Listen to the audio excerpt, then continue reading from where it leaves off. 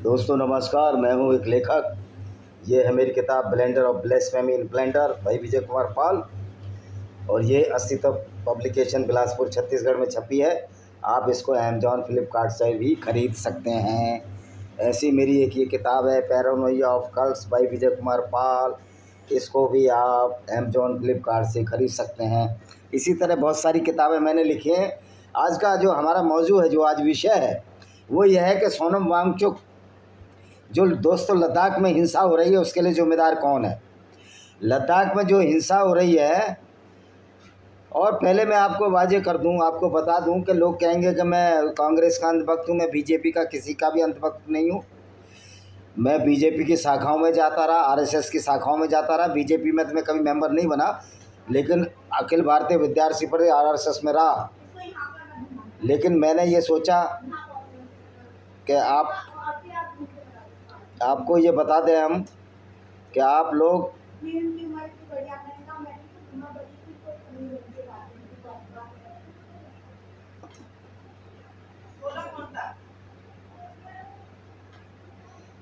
यार बंद करो यार दरवाजा, या तो बात मत करो। क्या हो गया? तो दोस्तों, जैसा कि हम चर्चा कर रहे थे, मैं हूँ एक लेखक, मेरा नाम है विजय कुमार पाल। ये फैंक्स ऑफ कोबरा मेरी किताब है। तो दोस्तों, आज हम सोनम वांगचुक के बारे में चर्चा करेंगे। लद्दाख के लोग बहुत अच्छे हैं। लद्दाख में कभी कोई हिंसा नहीं हुई, क्योंकि लद्दाख में बहुसंख्यक बौद्ध हैं। लद्दाख में मुस्लिम नहीं है, कारगिल में शिया मुस्लिम है। देखिए, मुसलमान तो इस्लाम के अनुसार कुछ गड़बड़ कर सकता है, क्योंकि उसका इस्लाम धर्म उसके लिए उकसाता है। लेकिन सोनम वांगचुक तो बौद्ध हैं, वो इस तरह की हरकतें कर ही नहीं सकते कि चीनी एजेंट हैं। अब चीन ने तो तिब्बत से बौद्धों को भगाया है, तो सोनम वांगचुक बौद्ध हैं, वो चीनियों से कैसे मिल सकते हैं। दूसरी बात, जो ये नैरेटिव कोशिश की जा रही है, नैरेटिव फंसाने की कोशिश की जा रही है कि सोनम वांगचुक ने हिंसा भड़काई। थोड़ी सी अभी गैरत है, शर्म है अमित शाह में और मोदी जी में, थोड़ी सी भी शर्म है इनमें, आदरणीय प्रधानमंत्री जी में, अमित शाह में। अगर उन्होंने हिंसा फैलाई होती तो उन्होंने हिंसा के बाद ही इस आंदोलन को स्थगित कर दिया। आप लगातार 6 साल से वायदा दिए जा रहे हैं। ऑटोनोमस हिल काउंसिल को आप कोई बना ही नहीं, आपने अधिकार नहीं दिए। इसको अनुसूची 6 में नहीं डाल रहे आप, क्योंकि वहाँ की सारी आबादी है, वो ट्राइबल है, मेजॉरिटी है। तो आपने 4 स्टेटों को पहले ही डाला हुआ है, तो इसको क्यों नहीं डाल रहे। और मैं ये भी बताना चाहता हूँ कि मैं बीजेपी को ही वोट देता रहा, लेकिन बीजेपी के लोग भांडगिरी कर रहे हैं। ये हिंदू मुस्लिम का जो शोर शगुफा छोड़ते हैं। मैं इस्लाम के खिलाफ वीडियो बनाता हूँ, इस्लाम की सच्चाई लोगों को बताता हूँ। सैकड़ों वीडियो डाले हैं कि इस्लाम किस तरह मानवता के खिलाफ है। तो वो लड़ाई तो हम लोग लड़ रहे हैं, तुम लोग तो सियासत कर रहे हो। तुम तो कौन से मुसलमानों के तुम खिलाफ हो? मुसलमान, तुम तो मुस्लिम राष्ट्रीय मंच बनाते हो, राष्ट्रीय स्वयंसेवक। तो लोगों को बेवकूफ़ बनाना छोड़ो। सोनम वांगचुक ने जो कहा, जो किया, वहाँ से लड़ाई नहीं लड़ रहे। वो पैदल चल के भी आए, 59 साल के हो गए हैं। अब आप सीबीआई के छापे, उनका ज़मीन निरस्त करोगे, लीज निरस्त करोगे, तुम्हारी औकात ही है, उससे ज़्यादा तुम्हारी औकात नहीं है। क्योंकि तुम्हारी पार्टी में छिछोरों की भरमार है। तुम्हारी पार्टी में वो छिछोरे लोग हैं जो अपनी दुकानें खोलते हैं, दिन भर लोगों को लूटते हैं, और शाम को या सुबह आरएसएस की शाखाओं में जाते हैं। तुम्हारे शाखाओं में जाते कौन लोग हैं? मैं नहीं जानता हूँ क्या बचपन से। तुम्हारी शाखाओं में नकली माल बेचने वाले, मिलावट करने वाले लोग जाते हैं। हर जगह मिलावट करने वाले लोग, लोगों को बेवकूफ़ बनाने वाले लोग, और पूरी दुनिया में, पूरे प्रदेशों में जाकर लोगों को लूटने वाले लोग। इसलिए नारे लग रहे हैं, गो बैक मारवाड़ी। तो बीजेपी कभी भी गरीबों की पार्टी नहीं रही है, ना रहेगी, ना इसका कोई ऐसा आधार है। क्योंकि आपने देखा आरएसएस की शाखाओं में ओबीसी SC ST जाते ही नहीं है, मैं भी नहीं जाता अब, क्योंकि मैंने देखा इनका तो कोई एजेंडा ही नहीं है, ये तो बहुत ही बड़े इस्लाम परस्त लोग हैं। तो सोनम वांगचुक ने जो बोला वो तो सही बोला है उन्होंने। उनका पब्लिक सर्विस कमीशन नहीं है, कैसे उन लोगों को नौकरियां मिलेंगी लद्दाखी लोगों को? उनका अपना पब्लिक सर्विस कमीशन ही नहीं है। और ये जो सारा खेल हो रहा है, ये अडानी को सोलर प्लांट लगाने के लिए हो रहा है, लद्दाख को लूटने की साजिश है। मैं किसान आंदोलन के बारे में भी बात करना चाहूँगा। किसान आंदोलन के ये राकेश टिकैत एक मूर्ख व्यक्ति है। अगर मूर्ख व्यक्ति ना होता तो ये सरकार, जो किसानों का आंदोलन था और मूर्ख लोग ना आते, खालिस्तानी ना आते, तो ये आंदोलन कब का सफल हो गया होता। मैं खालिस्तानियों की नहीं, उनकी वो नहीं करूँगा, उनकी हिमायत नहीं करूँगा, उनका पक्ष नहीं लूँगा, वो तो देशद्रोही है, मैं उनके खिलाफ उनका वीडियो बनाता रहता हूँ मैं। लेकिन मूर्ख लोग जब कोई आंदोलन चलाते हैं तो बीजेपी ये एजेंडा चला देती है। इनके पेड न्यूज चैनल हैं, हर्षवर्धन त्रिपाठी, कैपिटल टीवी, ये इनके चमचे हैं। ये सच्ची बात नहीं कह सकते। ये सोनम वांगचुक के खिलाफ बोलेंगे, लेकिन ये नहीं बताएंगे कि आपकी बीजेपी ने क्या किया है, लद्दाख वासियों के लिए क्या किया है। अगर लद्दाख का वो चरवाया ना होता, जो गडरिया ना होता, तो तुम्हारी तो सेना को पता ही नहीं लगता कि कारगिल में क्या हुआ। कारगिल में चौकियां बना ली, घुसपैठ बना ली, और आप लद्दाख के आदिवासियों, लद्दाख के भोले वाले बुद्धिस्टों को, देखिए धर्म उनका अपना विषय कुछ ही माने, लेकिन लद्दाख के भोले वाले आदिवासियों को आप बेवकूफ़ बना रहे हैं, उनको आप अधिकार नहीं दे रहे। यही काम आपने छत्तीसगढ़ में किया। हसदेव नदी का बांगो क्षेत्र पूरा वीरान कर दिया, उसको उद्योगपतियों को दे दिया आपने। आप बीजेपी पार्टी नहीं, कांग्रेस भी, दोनों एक जैसे हैं। ये संसाधनों को लुटा रहे हैं और वहाँ के लोगों को कुछ नहीं मिल रहा। मैं छत्तीसगढ़ में 20-22 साल नौकरी किया हूँ, मुझे पता लगा वहाँ का लोग अभी भी गरीब है। मैंने खुद अपनी आंखों से देखा है किस तरह वहाँ गिलट के बर्तन चांदी बनाकर इन मारवाड़ियों ने बेचे वहाँ। तो पहली लड़ाई हमारी अब उन लोगों से है जो देश को लूट रहे हैं।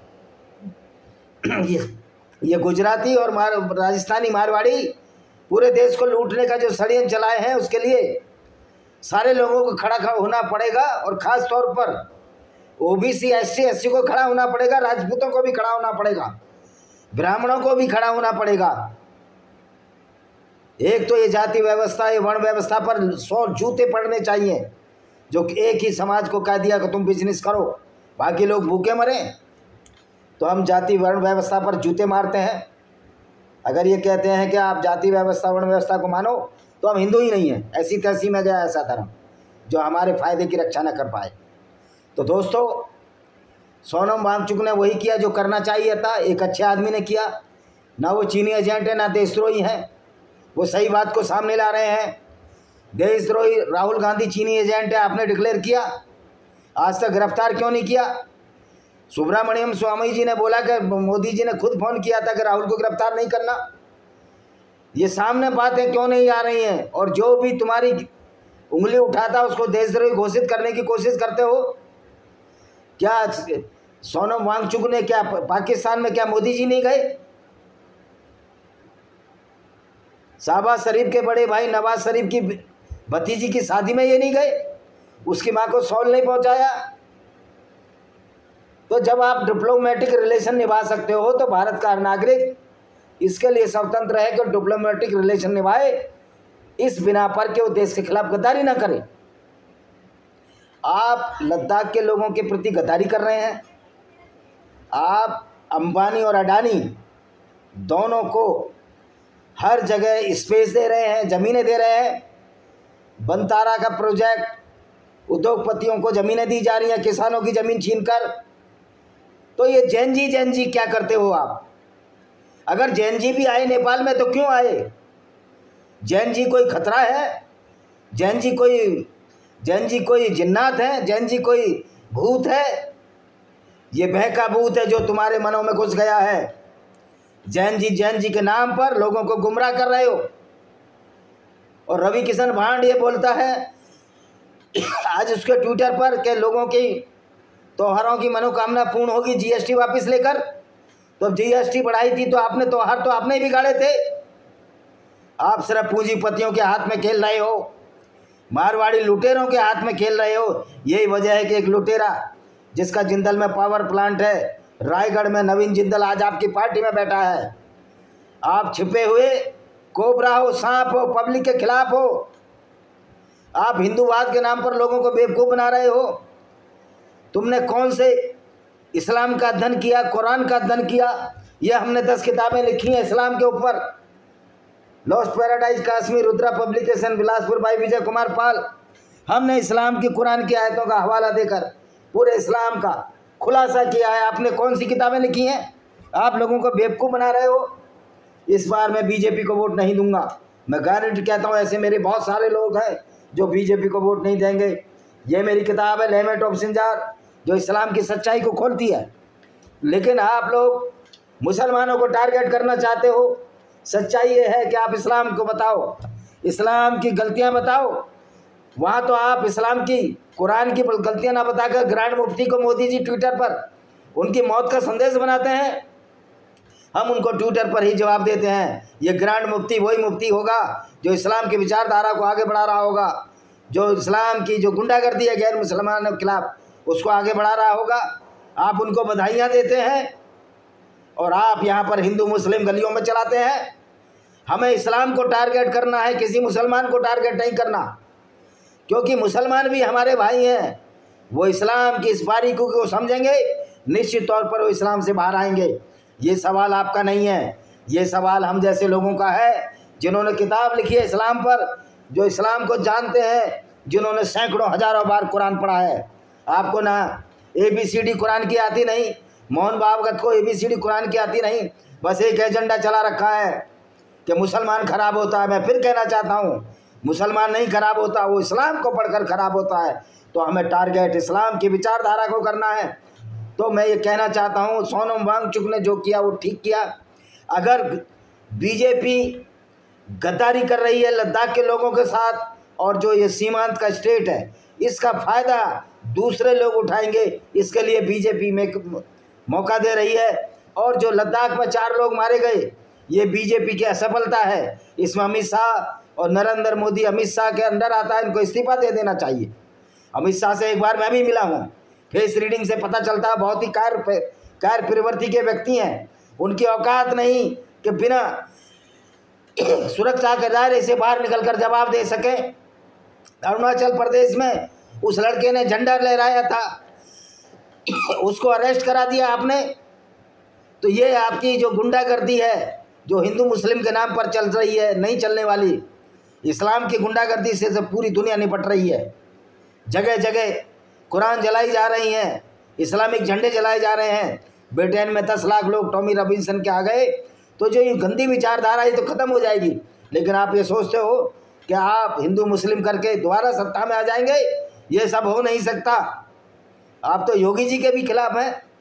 तो सोनम वांगचुक ने क्या गद्दारी की है? 6 साल से उनका सर्विस कमीशन नहीं है, वो कैसे बेचारे नौकरियां लेंगे? वहाँ कोई और चीज़ नहीं है। तुम्हारा सारा ये है जो फंडा है, लद्दाख में कोई जनतांत्रिक मोर्चा, जनतांत्रिक सरकार ना हो, उनका कोई रिप्रेजेंटेशन ना हो, उनकी ज़मीन जायदाद और उनके संसाधनों का हड़पने का जो हक है, इसको मोदी सरकार लाठी तंत्र के बल पर, पुलिस के बल पर हत्याना चाहती है। मैं RPF के जवानों से भी कहना चाहता हूँ कि आप भी हमारे भाई बहन हो, आप भी गरीबों के घर से जाते हो। कोई अंडानी अंबानी का लड़का पुलिस में नहीं जाता, आर्मी में नहीं जाता, और आपको तो ये लद्दाखी सपोर्ट करते हैं। फिर आपने इन पर गोलियां चलाई, आपको भी सोचना पड़ेगा बार बार। मत मानो मजिस्ट्रेट का ऑर्डर, वो ऑर्डर जो पब्लिक की भावनाओं को कुचलने का काम करता है, उसका ऑर्डर मानने की जरूरत नहीं है। ये कितने लोगों को गिरफ्तार करेंगे? जब पब्लिक हथियार उठा लेती है तो क्रांतियाँ होती हैं। तुमको क्यों डर है जैन जी से? तुम्हारा मन में चोर है, तुम चोर हो, तुम भांड हो, तुम्हारे अंदर भय है, इसलिए तुम्हारी टांगें कांप रही हैं। तुमको सच्चाई स्वीकार नहीं है। और सोनम वांगचुक को गिरफ्तार करने से पूरे देश में आग लग जाएगी। आप क्या समझते हो कि आप इस तरह लद्दाख वालों की ज़मीन छीन लेंगे और हम पूरी दुनिया, पूरे हिंदुस्तान के लोग नहीं बोलेंगे, हम भी सड़कों पर उतर कर आएंगे सोनम वांगचुक के फेवर में। ये जिंदगी अगर देश से हित में चली जाए तो कोई दिक्कत नहीं। मेजर गोरेवारिया ने सही कहा था कि आप उनका अधिकार क्यों नहीं दे देते, आपके लिए छोटी सी बात है, लेकिन आपने मुद्दा बना रखा है। अडानी को वो ज़मीन देनी है, लद्दाख को अडानी के हाथों लुटवाना है। जिस तरह मायावती ने शाहजहाँपुर ज़िले में एक गांव है, वहीं जहां हमारा सेंट्रल वेयर हाउस है, जहां मैं नौकरी करता था, वहां पूरी ज़मीन रिलायंस को दे दी, अंबानी की, मुकेश अंबानी को, कि भाई छोटे को, अनिल अंबानी को। आज वो वीरान पड़ी है ग्वारी गांव के पास, और वो गांव के लोग मजदूरी करने हमारे वेयर हाउस में आ रहे हैं। यह है तुम्हारा कैरेक्टर नेताओं का, कांग्रेस हो, बीजेपी हो, सपा हो, ये सारे के सारे, इनको जैन जी की ज़रूरत है, क्योंकि इस तरह के हरामी लोग हैं, ये देश को बर्बाद करने में तुले हुए हैं। इसी के साथ मैं इस वीडियो को विराम देता हूँ, और ये मेरी किताब है डेमोक्रेसी की। आप देखिए कि किस तरह डेमोक्रेसी का मजाक इन राजनेताओं द्वारा बनाया जा रहा है। और अटल बिहारी वाजपेयी इनके आदर्श है, जो नंबर 1 का लड़कीबाज था। मैं इनके पूरे किस्से जानता हूँ, मुरैना में मेरी पोस्टिंग रही है, ज़्यादा मुँह मत खुलवाओ। अगर कोई इस पर टिप्पणी करेगा, मैं फिर वाजपेयी की एक एक चीज़ खोलकर आपके सामने रख दूंगा। और ये हमारे माननीय मंत्री बालेश्वर त्यागी, जो गाजियाबाद में रहे हैं, हमारे बड़े मधुर संबंध है, उनके आदर्श ही अटल बिहारी वाजपेयी जी हैं। इसी के साथ मैं इस वीडियो को विराम देता हूँ। वंदे मातरम, जय हिंद, आपका दिन शुभ हो।